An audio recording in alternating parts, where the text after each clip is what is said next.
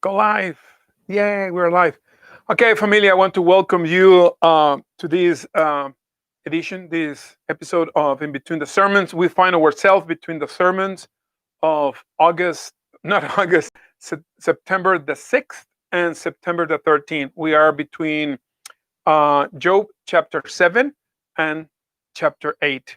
Last Sunday, the Lord, in his message, talked to us about how there are these moments in life where we realize that things are not adding up, that there seems to be certain issues with life. What I call during the sermon, I call those points of friction, where we feel like yes but no, that things are moving but no, and there seems to be a conflict. And at those moments of at those points of friction, uh, we should be asking questions.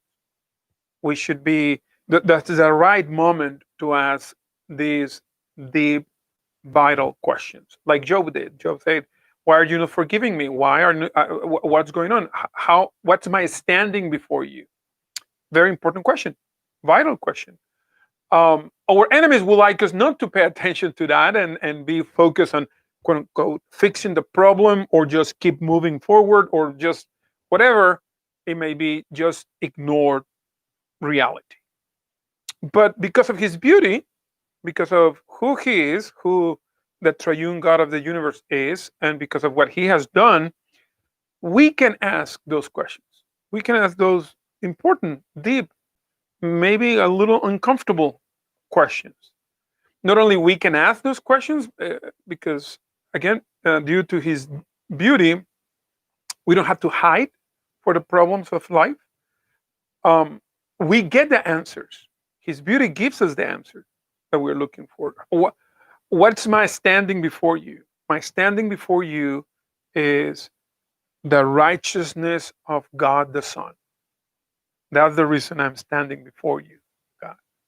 And He is telling us that you are here before me, before my throne of grace, because of what Jesus Christ has done and because who He is, God in the flesh. So we can ask those questions and we get the answers. We don't need to ignore reality. We don't need to pretend there is no these points of friction. All this because of beauty. This coming Sunday, August the 8th, August the 8th, Job 8, September the 13th. The message from God will address again another important question. And this time the question is, does God pervert justice? And it's right there at the beginning of the chapter. That's the question. Now, you and I almost automatically will say, no, of course not. God, God doesn't do that. And that's a very intellectual, I will say, it's like an intellectual response. But if we are honest, we should agree that sometimes it feels like it. Sometimes it feels like we are on the right side of things when we say, this is not fair. It's not fair what's happening to me.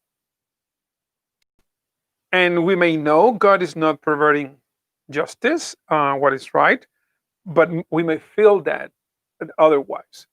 That's why this is a very important message. Beloved, our God, the triune God of the universe, Jehovah, the Lord of hosts, He is not only subscribing to justice, He is the source of justice. Justice doesn't exist apart from Him. He is the source of justice. Not only He is the source of justice, He is the keeper of justice. He is doing everything to make it sure, to be sure that His justice prevails. So when we feel that we can raise that question or we can raise that statement, this is not fair, we should ask about ourselves, why? Why does this hurt?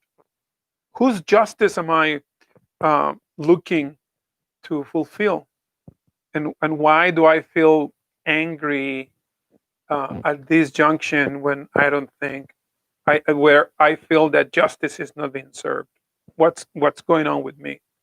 Because again, He is the source of justice and He is the keeper of justice, which should give us hope. that regardless of the circumstances, regardless of our the extra work that our enemies are putting in, regardless of everything that is happening, His justice will prevail, and that should give us hope. That should give us the hope to face this life and face particularly our sorrows and our pain. I hope you can join us for this message this coming Sunday. We're going to be worshiping the Lord from 10:30 to 11:45. You can participate in person or online via our live stream. If you're coming in person, know that we have some procedures that we're following. We're observing certain protocols to keep the pandemic at bay. We want to be responsible as members of our society. So know that. But also, if you prefer to do it online, you can do it online. Either way, please be prepared. This is not a casual encounter. This is a serious gathering, a holy gathering of God's people, and we need to treat worship on Sunday morning with all the seriousness, with all the importance that it requires, that it deserves. We're going to participate of the sacrament of Holy Communion. Come prepared. Or if you're going to do it at home, prepare the elements ahead of time. Please don't do it at the last minute. Try it tomorrow or even Friday, Saturday. Just be ready to partake of communion. It is a very important. It's a sacrament. It's a very important component of worship. So either way, in person, online, let us get together. Let us gather to worship the Lord. Until then, I hope the Lord bless you and may He keep you and your family. Okay? If you have any questions, please let me know. Okay? Hasta luego. Ciao. Almost ciao. Okay? Ciao now.